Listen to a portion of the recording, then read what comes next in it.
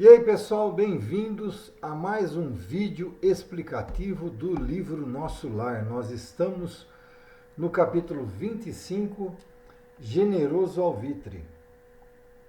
No dia imediato, muito cedo, fiz leve refeição em companhia de Lísias e familiares.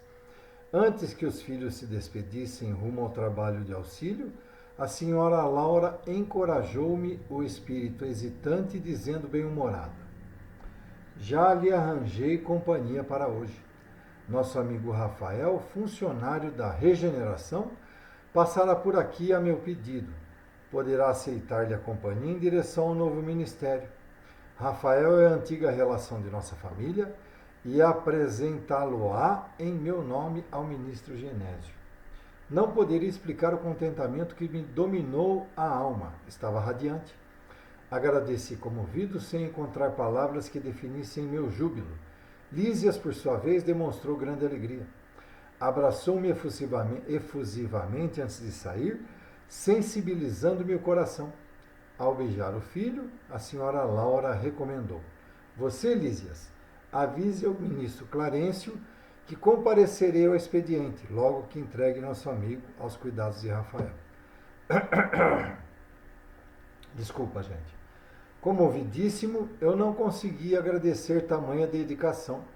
Ficando a sós, a desvelada genitora do meu amigo dirigiu-me a palavra carinhosa: meu irmão, permita-me algumas indicações para os seus novos caminhos.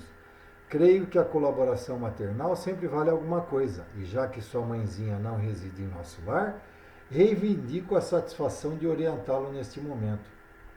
Bom, vamos lá, gente. Aí é o seguinte. Então, André Luiz está hospedado na casa de Lísias, Dona Laura, sua mãe, e agora ele vai pegar a companhia de um amigo em comum da família, chamado Rafael, que vai levar ele até um dos ministérios. E, a partir daqui, André Luiz tem uma grande mudança na vida espiritual dele. Ele vai começar, eles vão indicar ele para um trabalho, etc. Porque até agora ele só se recuperou pós-umbral, né? Depois que ele saiu do umbral, ele ficou muito tempo no hospital. Nós fomos aí praticamente até o capítulo, acho que 18 ou 20, com ele em recuperação no hospital, depois que ele foi para a casa de Lísias, né? E então agora ele já vai dar mais um salto, né? Que vai ser a partir do próximo capítulo, que eu acho que vai ter a reunião com o ministro e vai ser passado um trabalho para ele fazer. Então seria a primeira vez que André Luiz iria trabalhar em nosso lar. Gratíssimo, respondi sensibilizado. Nunca saberei traduzir meu reconhecimento à tua atenção. Estou informada de que pediu trabalho há algum tempo.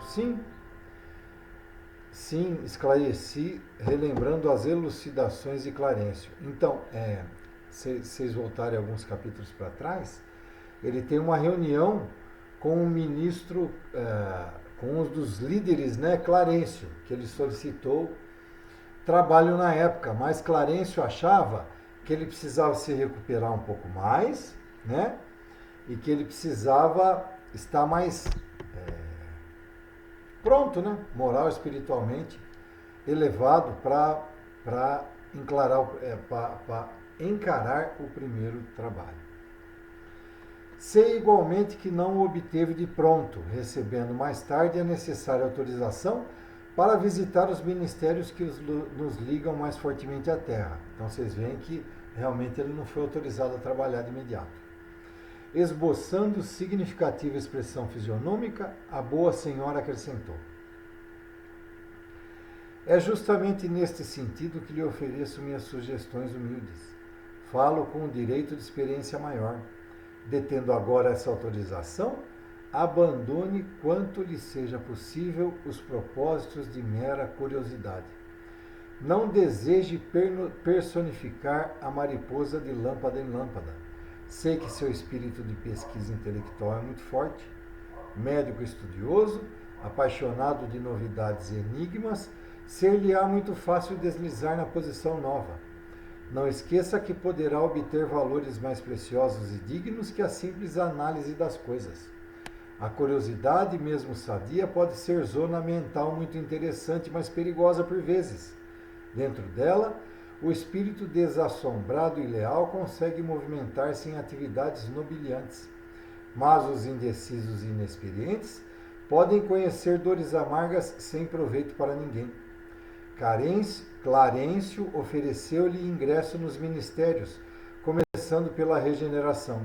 Pois não se limite a observar. Ao invés de albergar a curiosidade, medite no trabalho e atire-se a ele na primeira ocasião que se ofereça.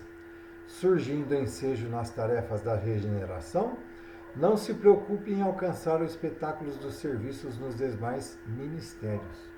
Aprenda a construir os seus círculos de simpatias e não ouvide que o espírito de investigação deve manifestar-se após o espírito de serviço. Pesquisar atividades alheias sem testemunhos no bem pode ser criminoso atrevimento. Muitos fracassos nas edificações do mundo originam-se de semelhante anomalia. Todos querem observar, raros se dispõem a realizar. Somente o trabalho digno confere ao espírito o merecimento indispensável a quaisquer direitos novos. O Ministério da Regeneração está repleto de lutas pesadas, localizando-se ali a região mais baixa da nossa colônia espiritual.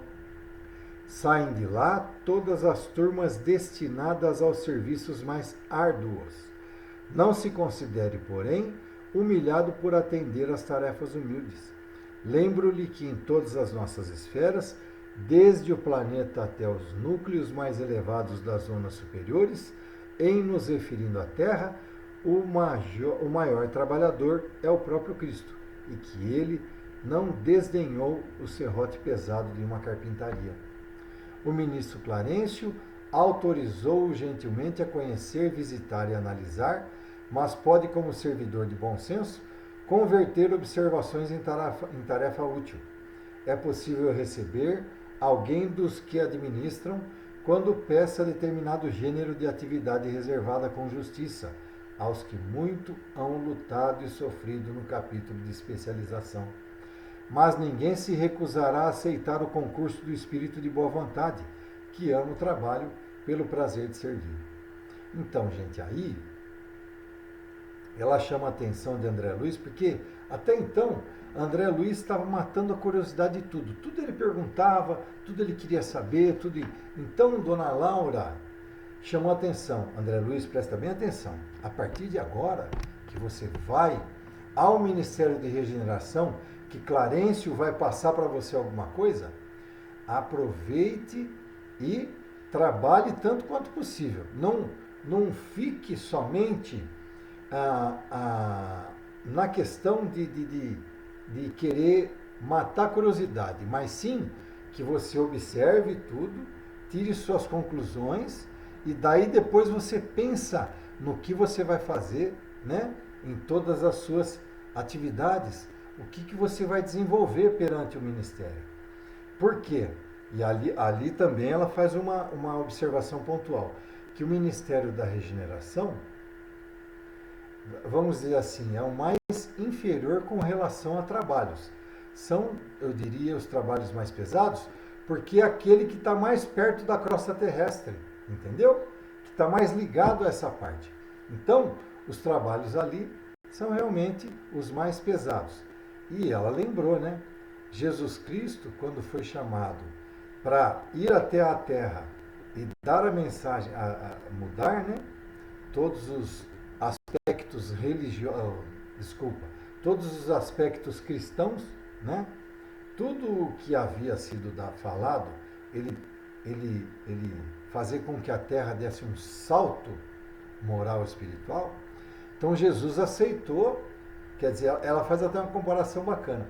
Na hora que Jesus precisou pegar no serrote para serrar madeira, ele não se fez de rogado, ele assumiu a missão e foi, né?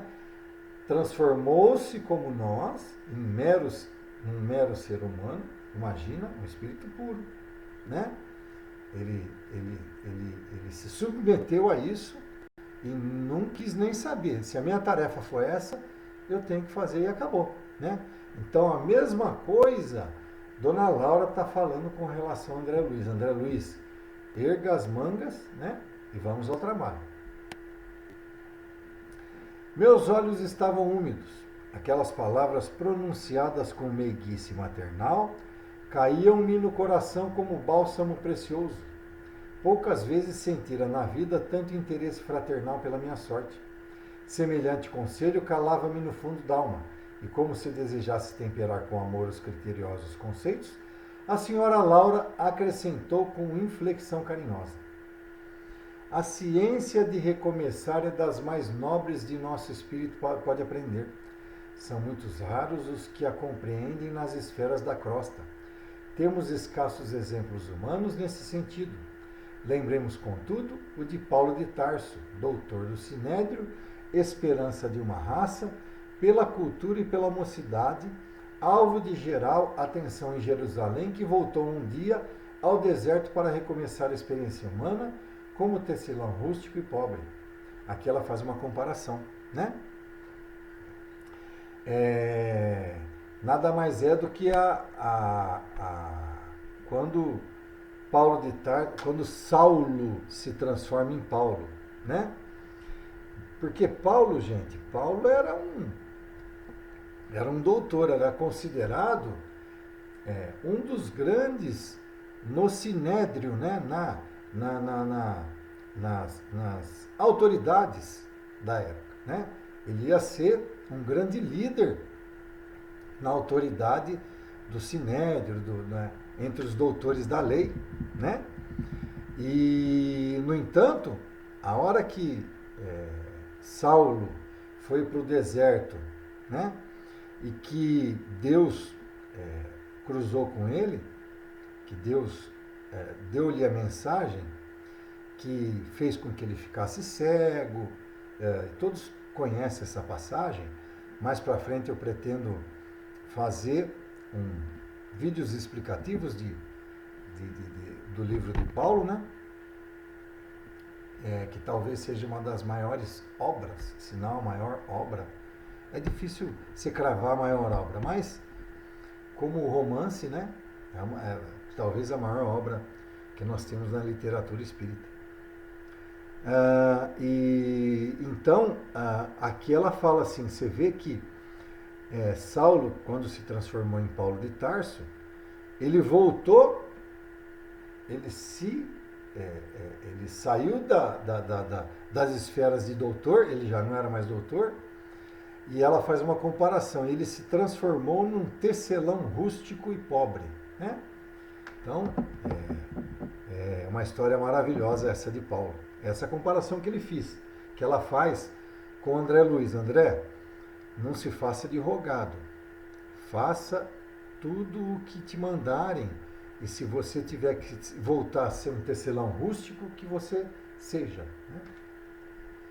Não pude mais, tomei-lhe as mãos como um filho agradecido e cobri-as do pranto jubiloso que me inundava o coração. A genitora de Lísias, agora de olhos fixos no horizonte, murmurou: muito grata, meu irmão. Creio que você não veio a esta casa atendendo ao mecanismo da casualidade. Estamos todos entrelaçados em teia de amizade secular. Brevemente voltarei ao círculo da carne. Entretanto, continuaremos sempre unidos pelo coração. Espero vê-lo animado e feliz antes de minha partida. Faça desta casa a sua habitação. Trabalhe e anime-se, confiando em Deus. Levantei os olhos rasos d'água, fixei-lhe a expressão carinhosa, experimentei a felicidade que nasce nos afetos puros e tive a impressão de conhecer minha interlocutora de velhos tempos, embora tentasse debalde identificar-lhe o carinho nas reminiscências mais distantes. Quis beijá-la muitas vezes com o enternecimento filial do coração, mas nesse instante alguém bateu à porta. Fitou-me senhora Laura, mostrando indefinível ternura maternal, e falou: é Rafael que vem buscá-lo. Vá, meu amigo, pensando em Jesus. trabalhe para o bem dos outros, para que possa encontrar seu próprio bem. Fim do 25º capítulo, gente. Então isso aqui, gente, esse capítulo, nada mais é do que André Luiz agora sendo encaminhado ao Ministério da Regeneração através de um bondoso amigo da família de Lísias, né? Que Dona Laura, e agora ele vai ficar na companhia do Rafael no 26º capítulo, quando nós veremos. Então, André Luiz vai dar um salto, né? Vai começar a trabalhar, tá bom? Muito bem, minha gente. Agradeço a todos que estão assistindo, lembrando que eu não edito o vídeo, né? Você viu que eu tossi, parei, etc. Errei a leitura. Eu não edito os vídeos, eles estão todos aí no formato original. Vão lá, curtam, compartilhem, inscrevam-se no canal e divulguem não só esse vídeo, mas tudo que vocês puderem dessa nossa querida doutrina para que cada vez mais ela fique mais conhecida. Um abraço a todos e até o próximo vídeo.